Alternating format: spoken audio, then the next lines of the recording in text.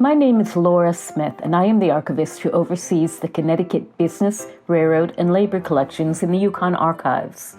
The item I want to talk about is the world's first telephone directory of the world's first public telephone company.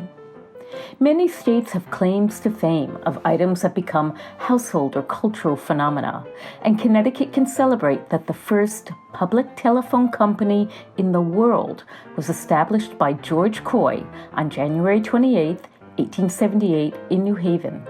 Coy was a Civil War veteran and the manager of a telegraph office in the city when he attended a demonstration of the telephone by inventor Alexander Graham Bell held at Skiff's Opera House in April 1877. Bell was granted a U.S. patent for the telephone just 1 year earlier, and at that time, telephones were connected only in pairs, one phone to one other phone. There were no central offices to connect all of those who owned telephones. Coy was so fascinated by Bell's invention that he applied for a Bell franchise, which was awarded in November 1877. He, like many others, was racing to be the first to establish the first public telephone exchange. Using carriage bolts, teapot lids, and wire, Coy improvised a crude switchboard with 8 lines, each of which could serve up to 8 customers. Coy enlisted the financial backing of businessmen in the city, and on January 15, 1878, the New Haven District Telephone Company was incorporated with its office on Chapel Street.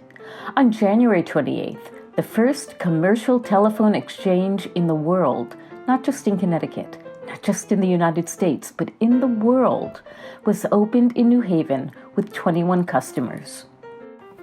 On February 21, 1878, the company published the world's first classified telephone directory, which was a one-page list of 50 subscribers.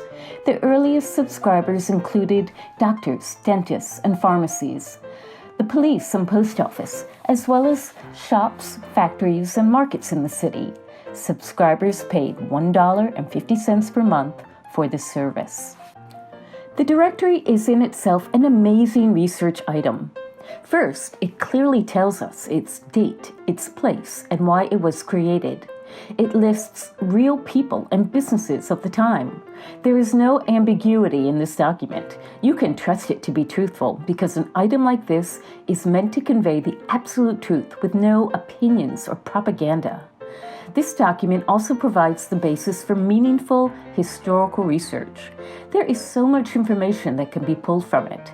For instance, each of the people or businesses listed can be researched by those interested in the history of New Haven, by industrial historians, or by those doing family history. It is a snapshot of one moment in time, February 21st, 1878, but also tells us so much about that era of history. The directory that we have here in the Yukon Archives is one of only 2 known existing copies of the original directory. In the next 4 years, the company expanded its territory by taking over exchanges in other cities and towns in Connecticut, building toll lines and broadening franchise rights with the Bell Company. In 1882, with over 3,500 customers statewide, the company reorganized as the Southern New England Telephone Company, the name it held for the next 116 years. It is worthy to note that in the first year or so, the company hired teenaged boys to tend to the switchboards, but soon subscribers were complaining that the boys were rude to them or would play pranks. So, in March 1879, the company hired its first female operator, Marjorie Gray, who tended to the switchboard in the Bridgeport office. Female telephone operators became the norm throughout the industry for many years after that. George Coy, the original founder, left the company in 1880 to work at other telephone companies, mostly in New York State. We see here the first page of letters written in 1910 and 1911 from Coy to a newspaper writer, telling his story of how he became the first to establish a public telephone exchange in New Haven on January 28, 1878. There apparently had been some dispute as to who in the country had established the first company, and Coy, in his later years, was trying to set the record straight. George Coy died in 1915. The Southern New England Telephone Company served as the primary telecommunications company for the state of Connecticut for 120 years. In 1998, it was purchased by SBC Communications and later by AT&T.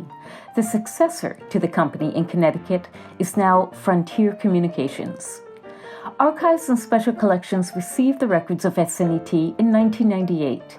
It's an extraordinary collection of thousands of photographs, advertising, and administrative records, publications, and memorabilia that shows the strong impact of the company on the culture and economy of Connecticut. This collection is important because it preserves a point of pride for Connecticut and shows how this vibrant company was pivotal to telecommunications history and to the history of the state. This first telephone directory is an enduring symbol of that history.